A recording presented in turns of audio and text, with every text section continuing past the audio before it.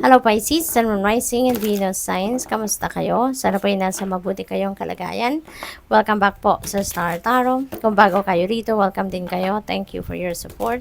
I truly appreciate it. God bless you all. Pisces, paunang mensahe ninyo is 10 of Inspiration. Ayan, 10 represents endings and beginnings.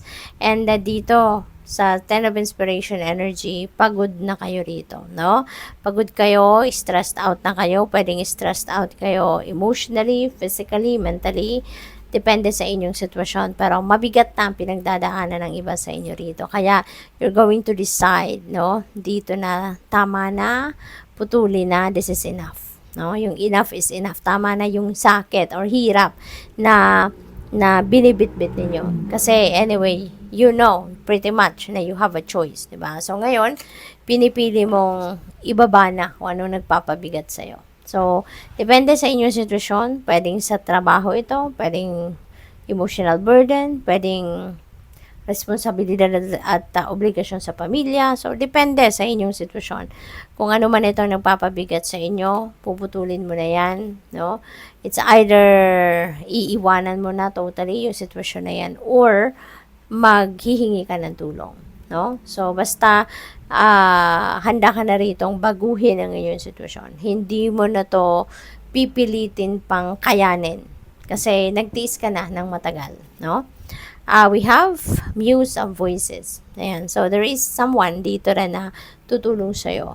Maaaring yung taong ito din, yung nahingian ninyo ng advice para kung ano yung magandang gawin ninyo. Kasi maybe for the longest time, bigat na kayo sa ginagawa ninyo, bigat na kayo sa bitbit ninyo, no?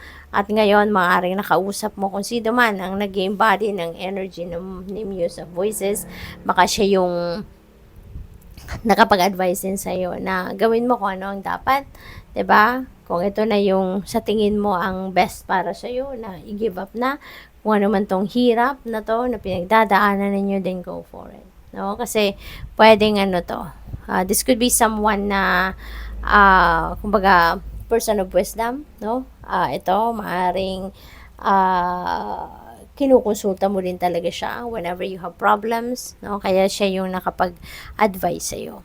10 of Emotions. Ayan. So, this is good. This is happy family. Siguro, yung pamilya ninyo, very supportive of you. No?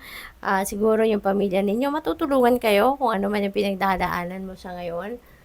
Maybe, yung pamilya mo ay nandiyan dyan, sumusuporta sa'yo. So, sometimes din, di ba? Nakakala ng ibang mga kapamilya natin, okay lang tayo. Kasi hindi naman tayo nagrereklamo, 'di ba? Okay lang tayo, kinakaya natin, 'di ba? Pero ngayon, siguro pag humingi ka ng tulong, magsabi ka na ng totoo mong pinagdadaanan, totoo mo nararamdaman, hindi ka rin naman hihindihan, hindi ka rin naman din i-reject or i-refuse sa mga kapamilya mo, 'di ba? Kaya you will end up with happy family, no? For some of you, baka then meron ditong ano, baka meron kayong bonding moment, 'di ba? Baka kayo ay lalabas, kayo mamamasyal, baka may family reunion. So for others of you, ganun din ang sitwasyon. Merong kasiyahan siguro, no? 8 of Emotions, ayan. So you're definitely walking away. No, dito from 10 of Inspiration. Talagang iiwanan mo na 'yan kasi hirap na hirap ka na diyan. No? So, you're walking away from that at kung saan ka patungo, alam mo na doon ka na magiging masaya. Alam mo na doon ka magiging fulfilled, contented, no? And happy at magsisimula ka ng bagong chapter sa buhay mo. No? Na masaya at saka maaaring gusto mong mag-focus ngayon sa purpose mo, gusto mong hanapin yung purpose mo. Maaaring gusto mo din hanapin ngayon yung sarili mo. Kasi, 'di ba? Parang gusto mo ng bagong buhay, no? So, as you head towards a new life, gusto mong mag-soul searching, no? So, pwedeng gano'n ang ganap ng iba sa inyo rito. Find your sacred flow. Ayan, ito na nga, no? So, this could be related to that 8 of Emotions.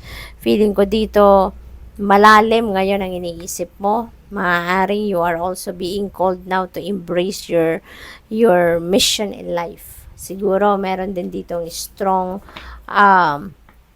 pull na humihila sa inyo na it's about time now for you to search for who you really are, to search for kung ano yung inyong purpose, no, sa buhay. Celebrate your wins. Ayan. So, meron ka mga successes. Ang iba sa inyo rito, Pisces, will be successful in some areas of life. And you are being reminded here na celebrate your wins. Kasi deserve mo yan. Pinaghirapan mo yan, pinagtsagaan, pinagtrabahuan. You put your heart and soul into it. So, you deserve to celebrate. You deserve to embody the goodness, no, or experience na the happiness and joy of being a winner. You are epic. Yan, kasi nga may mga successes kayo, so you're definitely epic. Ano ka talaga, magaling, no? So siguro kaya kayo nagtagumpay, kaya kayo, kung kaya ninyo nakuha yung success na ito, dahil magaling talaga kayo, at pinalabas ninyo rito yung inyong galing, 'di ba? Yung mga talento ninyo, skills and gifts ninyo, no? Talagang you were able to show off, no? Your talents, skills and gifts and your capabilities. Kaya kayo nagtagumpay. Choose who you are becoming. Ayan. So, siguro you are torn between two choices. Diba? Baka naguguluhan kayo saan ako papunta. Diba? Ano nga ba yung gusto ko? What do I need to do dito? Ano ang kasi maaaring merong mga options, no? With the 8 of emotions energy, na you're heading towards a different path. So, siguro may mga iba-ibang options kayong tinitignan dito at iniisip. So, kailangan talaga siguro ninyo rito na mag-soul searching kayo para malaman ninyo kung ano talaga yung gusto ninyong mangyari sa buhay ninyo. Ano yung gusto mong path na tahakin? Ano yung gusto mong ma-experience, no? In few years time or kung kailan man, no? Kung ano ang goal ninyo na isi-set ninyo for yourself. So, good luck sa'yo. Thank you for watching Love and Light. Namaste.